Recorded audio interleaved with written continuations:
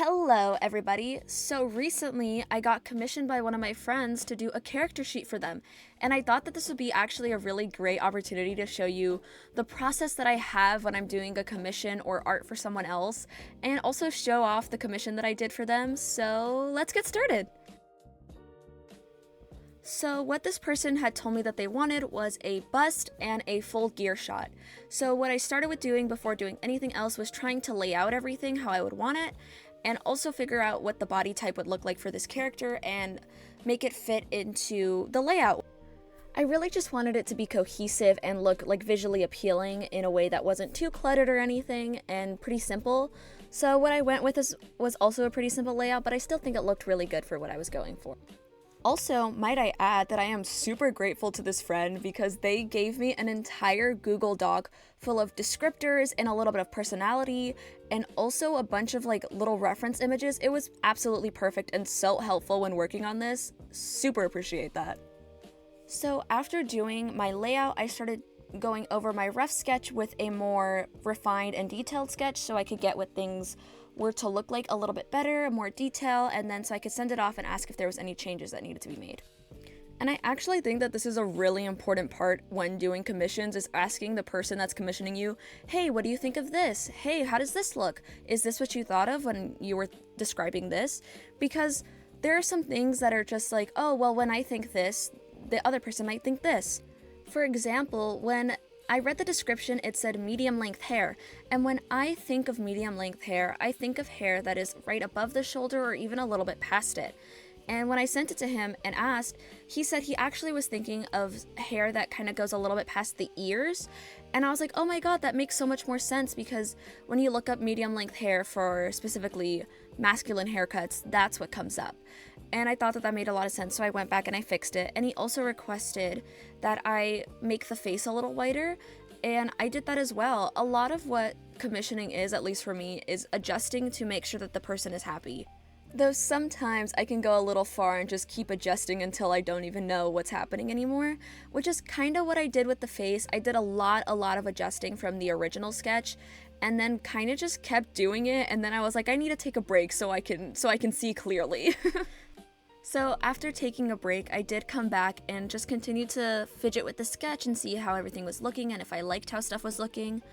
I wasn't really happy with how the body looked, and I thought that the sketch looked really muddled and hard to read, so I just completely redid it, which I know sometimes can be a little intimidating, where it's like, no, I can try and fix it and stuff, but sometimes it's just better to completely redo it, which is what I did here, and I'm so happy that I did because it looked just a lot better in my opinion. Also, now to get a little bit off topic, I would like to give a shout out to Smosh Reddit stories, because I listen to so many of them while making this drawing, and also just while I'm doing anything all the time. I listen to them while I'm driving, I listen to them while I'm at the gym, I listen to them just cause. They get me through everything. I also listen to them while editing this video, so a huge shout out to them, they're so entertaining.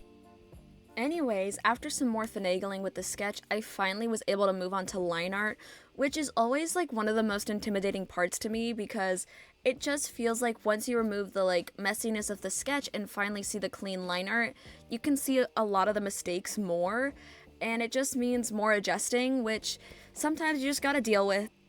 Though I do think that the line art for this piece was actually a little bit easier than it has been in the past, because I went so detailed with the sketch because I was nervous. I really wanted to make sure that my friend liked what they saw, because they were paying for this, and I didn't want them to be disappointed with anything before I moved on to line art, which feels, while things can still be adjusted, it does feel a little bit more permanent, even though it's digital. Speaking of paying for this, I never really know what to charge for my commission prices, and I know a lot of artists also struggle with this, and it's just kind of a hard thing to decide on. But for this, I did end up charging around $30, which I felt was pretty reasonable, though I do still worry sometimes about people thinking I'm overcharging, but you can't please everyone. But anyways, after I finished the line art, I finally got to do what everyone knows is my favorite part, the coloring and shading. I was so excited for this. I actually decided to experiment a little bit with a new brush that I had just downloaded. It was like this marker texture type of brush that I use for the coloring, And I've had different marker texture brushes from different like people that made them, and a lot of them have had the same issue where when you layer them, it turns like pitch black. And I never found that like appealing. It just always annoyed me. And I didn't have that problem with that brush. So I got the fun marker texture and the nice layering, and it was such a nice brush. And it felt so nice to do like base colors with it because it already felt like I got so far since it had this really nice texture to it. It already felt like it had some dimension to it, so I didn't feel like I was just putting down boring flat colors the whole time. And actually, speaking of, when I was putting down the colors for this piece and picking out colors, I did struggle a little bit because when you look up colors online, you'll get a lot of different variants of that color or even just completely different colors and you're not sure quite what to pick. So what I like to do is pick like an area of hue to stay in. So one of the main colors in this was copper and red.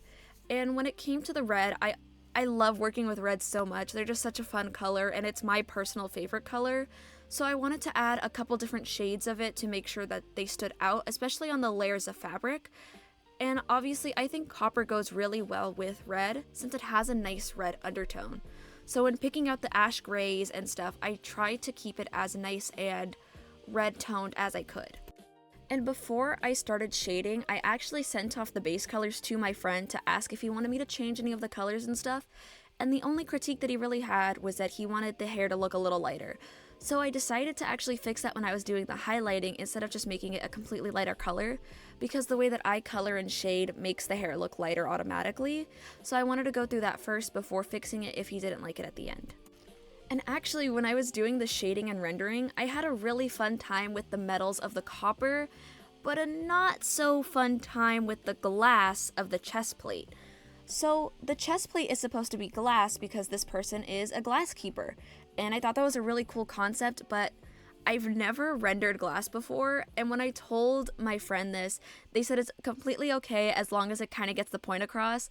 Though I wasn't the happiest with the end product of it, he still really liked it, and that's all that truly matters. So I'm thinking that in the future, though, I'm gonna have to practice some more glass rendering.